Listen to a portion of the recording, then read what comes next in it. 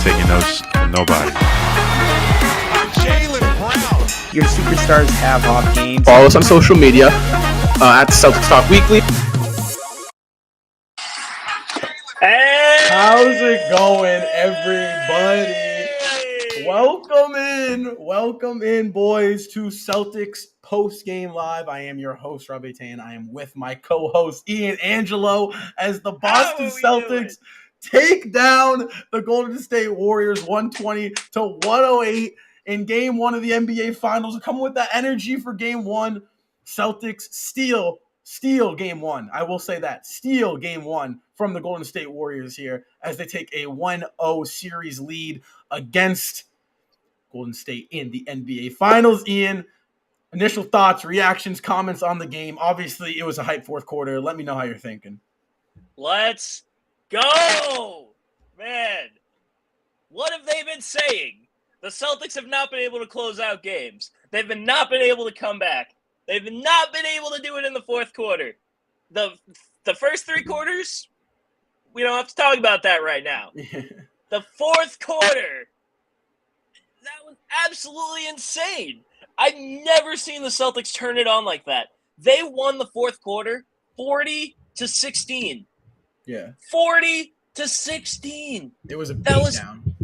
Absolutely insane. It was a beatdown. I mean, everyone was hitting shots. Al Horford, Derrick White, Jaylen Brown, Peyton Pritchard, Marcus Smart. I mean, damn. That was just incredible. What a comeback. I mean, we'll talk about the rest of the game. Now, let's talk about the fourth. 100%. You freaking insane. Yeah, for sure. I mean, that fourth quarter was wild. I mean, everyone was knocking down. I mean, obviously, we're down by 15 at one point in the third. We'll talk about that once Seamus and Justin pour in here. But that fourth quarter, dude, it feels like Derrick White has got that confidence now. I remember I think I was watching round 2 against the Bucks. Mark Jackson was saying how when he was coaching, it was in the loop on how the only downside with Derrick White was his confidence. He lacked confidence, and that really held his game back. The dude has been balling for us these past 6 games. Ever since Game 1, when Smart was out of the Heat series, I think he gave us 15, 14. The dude's been producing.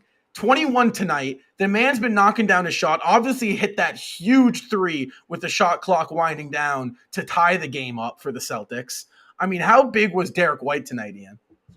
Derrick White played absolutely incredible tonight. I mean, it feels like ever since he had his child, he has just become just an absolutely insane player.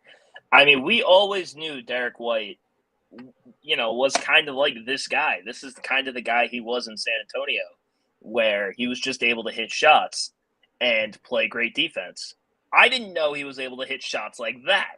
I mean, Derrick White has been absolutely huge for us. And in a game where Jason Tatum struggled, everybody else stepped up around him, and they won the game. Yeah. And that was just an incredible win. I mean, everyone's been saying Jordan Poole this, Tyler Hero that. Right now, Derrick White's playing like the best 6-man. I mean, he plays both sides of the ball. He's been knocking down his shots, been scoring and been passing. I mean, Derrick White's been huge. Jason J. Rich trade, not Jason, sorry, was just phenomenal now. I mean, Derrick White's been balling. And it really was a core reason behind this Game 1 win, especially with Tatum struggles, which we'll talk about. But also someone I want to talk about is Big Al. First ever NBA Finals game. Big Al putting up 26 points, 6 rebounds, 3 assists to steal, 9 of 12 shooting, 6 of 8 from beyond the arc, which is a career high. Finished with a +9, plus-minus. The dude was unstoppable tonight. I mean, Ian, how was Al, especially that fourth quarter? That's when, and Jaylen Brown, how was Al able to attack in that fourth quarter? What was he doing? I mean, I don't know what Al Horford just did. I mean, he just channeled the energy of 2012 LeBron in that fourth quarter. He had that picture where he was just leaning over with his eyes like just staring. Yeah. He was just channeling all of the energy of the 15 years of never being in the playoffs and just leaving it all out on the court, which was absolutely insane. Al Horford was 100% the best player in this game tonight. Yeah. He 100% was the Celtics' best player. And this is something we would have expected out of Al Horford in his first stint with the Celtics, not at 35 years old. And he's literally playing like he's 25. That was just an absolutely insane fourth quarter performance by Al Horford. And I didn't expect it. I knew Al was going to step up. I didn't know he was going to step up that big. That was just absolutely insane. Well, it was much needed too, because Tatum, I wouldn't call Tatum's game one awful. I would call his shooting performance awful. But I mean, the dude had 13 assists. He finished with a plus 16 plus minus, only 2 turnovers. 2 turnovers to 13 assists is a phenomenal assist to turnover ratio. So I think he moved the ball around well. I think he played great defense. So I don't think Tatum had an awful game. I think he shot the ball poorly. I don't think he shoots the ball 16% again. And, it's big. I mean, Tatum shot 17%, and the Celtics won. I think that's something that we really got to look at. Look at Jaylen Brown. Jaylen Brown had a solid game, very good game, 24, 7, and 5. He didn't shoot the ball great, though. I mean, 2 of 8 from threes, 10 of 23. So the Celtics found a way to steal a game on the road, game one, after the Warriors had all this time off. They were able to take a game. And, I mean, what an important win, right? I mean, the Celtics stole home court now in the NBA Finals. Are they going to protect it? I mean, we haven't seen them protect it yet, Ian, in the past 2 series. Hopefully they do that. But, oh, my God, what a big win. And it really, in my opinion, is the fact that the Celtics next 4 behind Brown and Tatum stepped up. Golden State, I think Curry went nuclear in the first. Celtics trailed by 4. Curry went nuclear in the fourth, right? I mean, I was like, oh, we might be seeing a different beast here in the finals. I'm not going to lie to you. When Steph Curry was playing in the first quarter, it looked like the All-Star game. Yeah, no, totally. He was just absolutely torching everything and everybody. It didn't matter if you had Smart, Tatum, White, Brown, didn't matter who was on him. He was torching everybody. In the Celtics, I think the big thing, obviously, Seamus, I'm going to get to you. I want to hear your initial reactions to the game one win.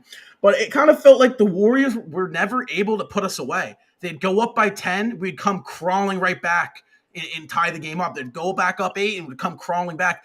I mean, that shows resilience on the road in your first ever finals game for all these players. As now we got Shane, we got the whole squad here for game one.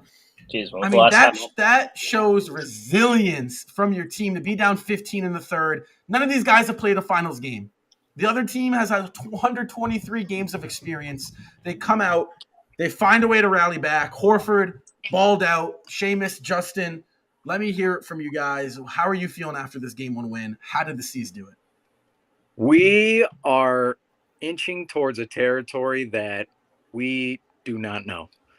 We are 3 wins away from the NBA title, the 2022 NBA title. And what the Celtics did tonight was monumental. Monumental. When I saw Al Horford flexing at the end of that game, it's like a dream. It's like a dream to just see the Celtics play in the finals. But what transpired tonight, especially late in the game, I mean, oh my goodness. 40 points in the fourth quarter against the Warriors. 40. We're talking about the league's 2 best defenses here, and offense was really the story tonight. But the league's 2 best defenses, and the Celtics put up 40 points in the fourth quarter on the Warriors in game 1 of the NBA Finals. It's game 1 of the NBA Finals.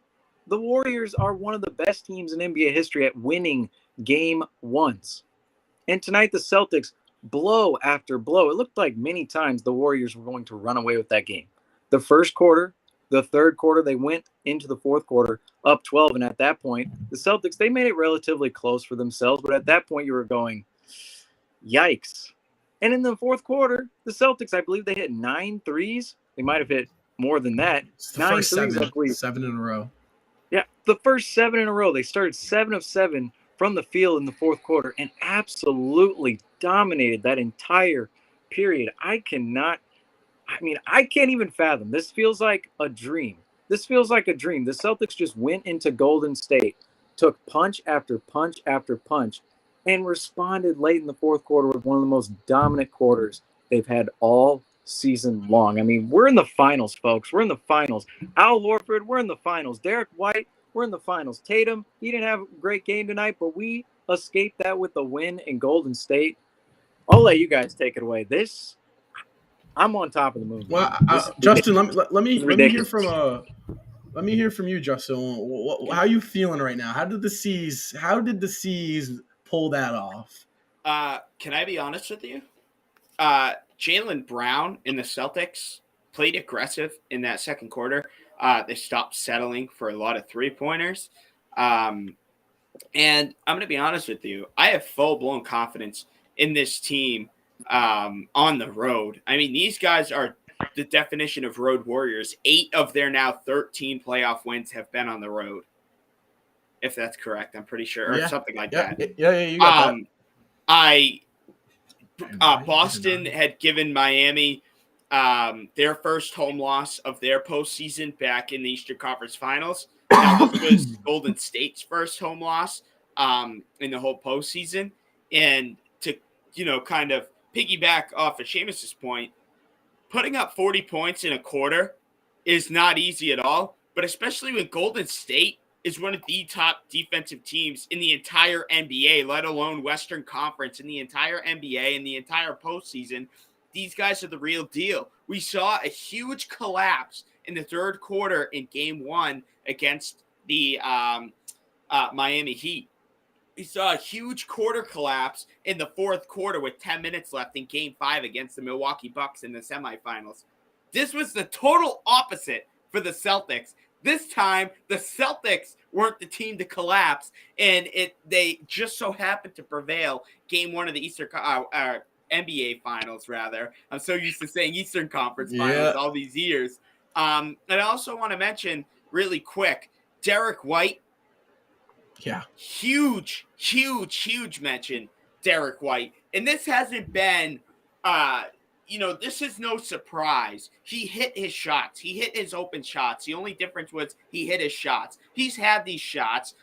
He's made these defensive plays. He's made these playmaking plays. But guess what? Nobody pays attention and nobody makes a big deal out of it because he doesn't walk away with 26 points every damn night or 21 points, however many points it was.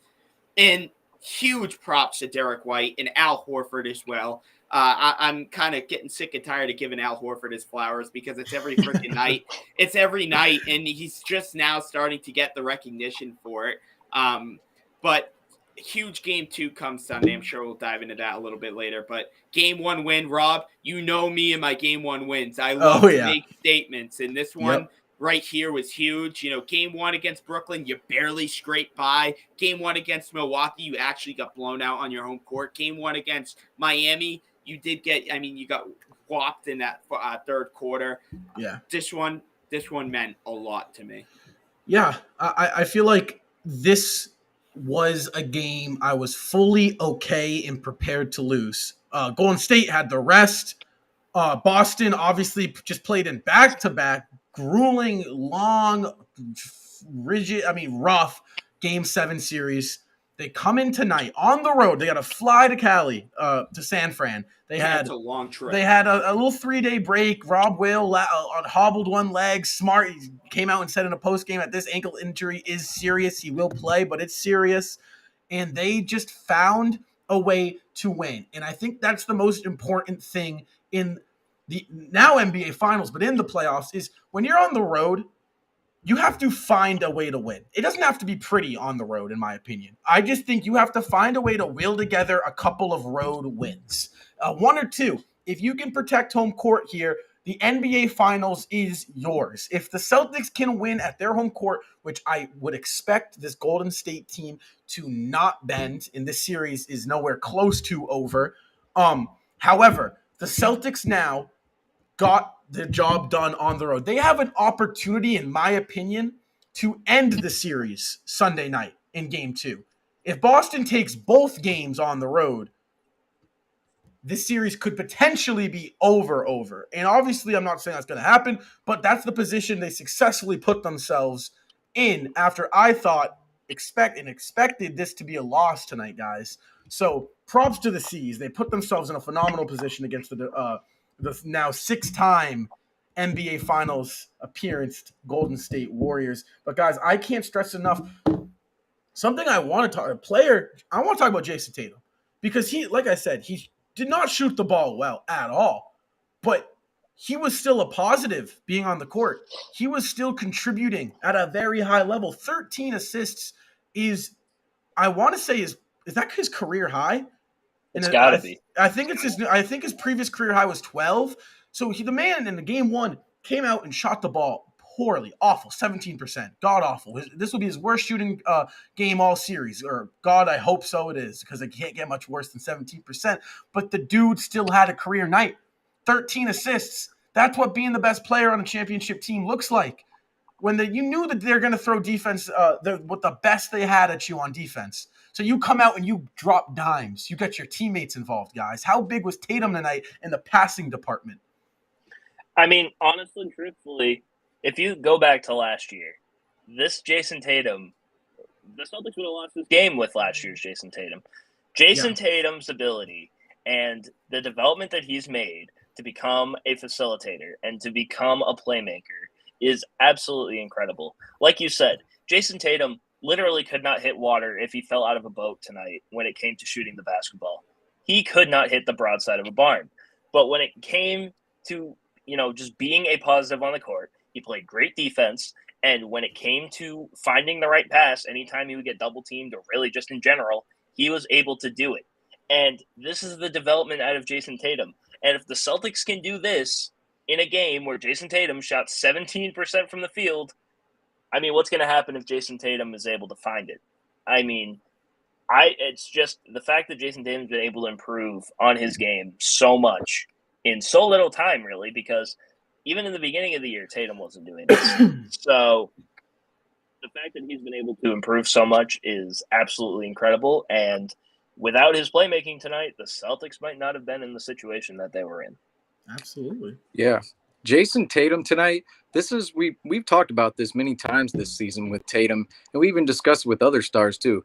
If you're having a bad shooting night and you're not scoring the ball, you have to be doing something out there to create for others, and that's what ultimately makes a star a superstar. And Jason Tatum, he did not have it going from the field at all tonight. Even some of the shots that he made, they didn't look all that great, and yet he comes away with 13 assists and made an impact on the game. But even outside of Jason Tatum, we got to give some flowers to Al Horford, Derrick White, and Robert Williams. Specifically, Al Horford, of course. Al Horford, I mean, the old man, Al, down the stretch, Al Horford took over that game. My friend, he's a Warriors fan, and I watched the game with him tonight.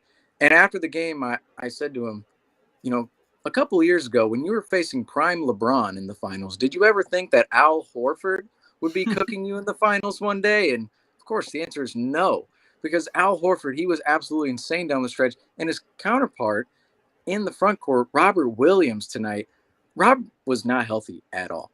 Robert Williams was not healthy, not even close to healthy. But guess what? He made an impact. He came up with many hustle plays in the game, came up with a couple of blocks as well, and was contesting a ton of shots. He played a huge role in tonight's game at times in just providing the Celtics with an extra line of defense. I cannot say enough about him. He did not, of course, he's not healthy. He didn't have his best game of the season. He didn't have the elite Rob game we know he can have. However, Robert Williams, to play through pain like that, clearly playing through pain, and to come up with a performance like that, just being someone who can contest shots constantly, coming up with hustle plays, coming up with blocks, that was very impressive to me tonight. And so that just shows to me, we talk about Heat culture and Warriors culture. Well, if you want to build a culture around your franchise, that's exactly what players need to do. And that's what Robert Williams did tonight. And I am so impressed with all three of those guys and Jason Tatum outside of his shooting, of course, tonight. Most definitely. I mean, can we give flowers to Brad Stevens? He flipped Kemba Walker Kemba Walker, and I love Kemba Walker. No disrespect to Kemba whatsoever. But the dude was hobbled. The dude was on one leg. And as much as great as he was 6 years ago, as much as a bucket he was, the dude just couldn't produce anymore at the level we needed him to do. He couldn't play defense. He's a 6'1" point guard who lost his knees. Sounds familiar, honestly. It sounds like a former Boston guard we had. But, that move made the entire – the Al Horford's having his best playoff run of his career. In this playoffs, and just think that we flipped Kemba Walker, who was a guy at the end of last year who really struggled to get you 15 points and produce anywhere outside of those 15 points. And we flipped them for a guy that's given us 26 points on 6 of 8 shooting in the NBA finals. In the NBA finals the next year. And when he's not scoring, he's giving you 10 and 12. He's giving you solid defense, like just an overall great addition. And I want to talk about Derrick White. This man has found his confidence. He has found his rhythm in the offense. And if this Derrick White, if this is the 27-year-old six man that we have in Boston for the foreseeable future, this team is going to be really, really tough to beat. Because when Derrick White plays like this, it's tough to beat the Boston Celtics. Definitely. Ever since Derrick White had his kid, he's been the best six man in the NBA. Yeah. I swear to God. It's not a myth. Dad strength is a thing. Look at the Red Sox. Alex Verdugo had a kid last year, and after he had a kid, he became like an amazing player the rest of the season. Derrick White had a kid. He was an amazing player the rest of the playoffs. This is what we expected when we got Derrick White. Yep. Obviously, I don't think we expected 21 points, but we expected him to hit his shots, and we expected him to play amazing defense. And that's what he's doing. Most definitely. Absolutely insane to see the turnaround that he's made, because there were people that were burning him at the stake before the playoffs because he was shooting so poorly. If you want to talk about not being able to hit the broadside of the barn, damn, the Bucks series, they were leaving him wide open. They were daring him to shoot. Yeah.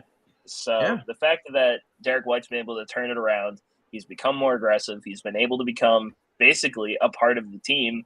He's kind of playing like he's been there the entire season. So, it's just absolutely amazing to see Derrick White playing right now. I'm interested to see game 2, guys, because Justin made a great point. We haven't seen the Celtics get out to a 1-0 series lead in probably 3 weeks now, since April. What was game 1 was April 18th, something like that. So it's been a month of us, almost 2. Jeez, of us not having a great start to the series. I'm interested, Seamus, right? And I wonder how do you think the C's respond game 2? Because we've seen them bounce back from adversity, but we haven't necessarily seen them respond to their response. They haven't been able to just really put it all together. In game 2, it kind of feels like the perfect opportunity to do that on the road, right? Yeah, if they win game 2, this could become a landslide, because at home, the Celtics, they haven't been too great at home, but theoretically, still moving forward, you like to have that home court advantage, and you expect them to win at home. However, in game 2, yeah, you mentioned it. The Celtics have really not responded well to their own responses at all in the playoffs. You look at going all the way back to the Milwaukee series, we pretty much went every other game with them until game 7, and same thing happened in the Heat series. And so it's very hard to tell what's going to happen moving forward. The Warriors, I thought they gave us a ton of haymakers tonight, and we responded to them. Yet in game 2, they know what they need to do to come out and pull out a win at home. They've done it every single time this postseason up until tonight. The Celtics are the first team this postseason to beat the Warriors on their home floor. So the Warriors, they know what they need to do to win at home. They did a lot of it tonight, a lot of cutting. Just the Celtics misdirection. The Celtics, they're going to have a tough time defending the Warriors throughout the rest of the series. Tonight there were times, I think we're going to see it even more throughout the rest of the series, where the Warriors are just so good at getting buckets in their free-flowing offense, and that can sometimes cause a barrage, and the Celtics are very good at that as well, as we saw in the fourth quarter. But in game 2, if the Warriors come out hot, the Celtics need to come out even hotter. They need to sustain the blows like they did tonight, because I believe they're coming again. And if they do win game 2 on the road, like I said, going back to Boston, you still expect them to grab at least one home game. And at that point, a 3-1 lead in the finals. Hopefully we don't get to that point. Hopefully it's a 3-0 lead, but 3-1 lead in the finals sounds pretty good if you can win game 2 on the road. Yeah. Also, I'm going back to a conversation we had like a half hour ago. Tonight was a career high for Jason Tatum in assists. Yes. For 13. Yes. So, It is? It is. Tonight Okay, is 12 was his previous career high. Yeah. So, I mean, Tatum, like I said, I don't think he shoots this poor again. But also, at the same time, I don't think the Warriors have necessarily seen a team. The Mavs teams. I mean, the Mavs were good. The Grizzlies wouldn't break, but Mavs and the Nuggets, you go up by 15 entering the fourth against those types of teams, and they almost throw the towel in. They almost on the road down 15 in a game 1. They're almost prepared to wrap it up and get ready for game 2. You're not going to see that from the Celtics team. And I don't think you're not going to see this Warriors team bend over either. You're going to get the Warriors' best game in game 2, and the Celtics have to be ready for that. Otherwise, they'll get wiped if they don't come out and prepare themselves for the punch the Golden State Warriors are going to throw at them. However, like I said, they have to prepare themselves for the Warriors, and the Warriors have to prepare themselves in this little bend don't break mentality that the Celtics have, because if they don't, you saw if Warriors let their foot off the gas and the Celtics just absolutely dominated in the fourth, guys. However, we are coming up on our time here for this show. It felt good to get back in here. Been a little bit since all 4 of us have gone it. We will have we should have all of the finals covered. It's going to be tricky. I know I'm going to games 3 and 4. There's watch parties, and I'm not going to lie. If the C's are up 3-2 or 3-1 or 3-3, I might be heading into the city because I might want to be in that. So we don't know what the post-game shows are going to look like. So stay in touch on social media. There's going to be a lot of social media coverage for this series. Obviously, definitely.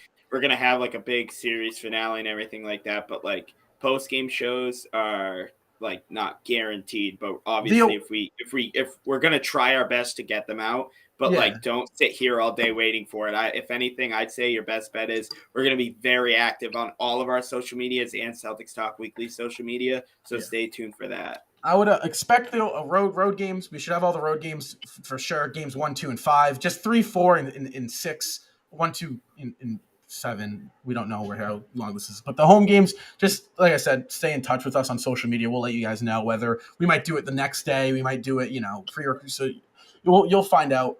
Guys, before we close the show out here, any final thoughts, comments, statements maybe you want to make before game 2? Let's we're in the championship round, right, guys? One of our troubles, even when we've been good, Seamus, you alluded to this earlier, has been consistency. We have responded well from adversity, but we haven't responded well to our own kind of punch, right? Like we'll throw a punch at the Bucks, and all of a sudden next game we totally fumbled the bag. We did the same thing against Miami. You can't afford to do that at this stage. Go out. We obviously know what Golden State is going to do come Sunday night. It's going to be a rough game. It could be a really rough game for Boston, but also it could really be a rough game from Golden State. So just go in, try to be consistent. Maybe Tatum, I'd say the only one who I want to be inconsistent scoring wise, because tonight he sucked scoring. He was awesome assisting, but I need 40 from him next game. I really need 40 from him next game. But yeah, go in. I love seeing guys like Pritchard, Horford, and Derrick White, guys who, might not sound like the biggest names in the league, but they actually made the biggest impacts tonight. Go out there. Let's win another finals game. Let's enjoy it as well. Embrace the journey. Seamus talked about it as well. Even if we don't win the finals, we have to enjoy the moments in between, a potential game 7, embrace it, enjoy living the moment. And and take everything you can away from this. Let's just enjoy this for tonight, and then focus game 2 Sunday. Yeah, I totally agree with everything you just said. And my final message, Derrick White, they're going to keep giving you that shot. Keep taking it because we believe in you. We believe in you, Derrick White. Oh, yeah. We believe in you. For sure. The only thing I have to say, 3 more. 3 more. 3 Good job. more. Job not finished. Wins. 3 more wins. Have 3 more. Oh, my God. Does it feel good to be a Celtics fan right now? Guys, we will have you covered back here for game 2 for Celtics Postgame Live. Go follow us on all of our social medias. Go do that good stuff and make sure that you guys root for those C's because they are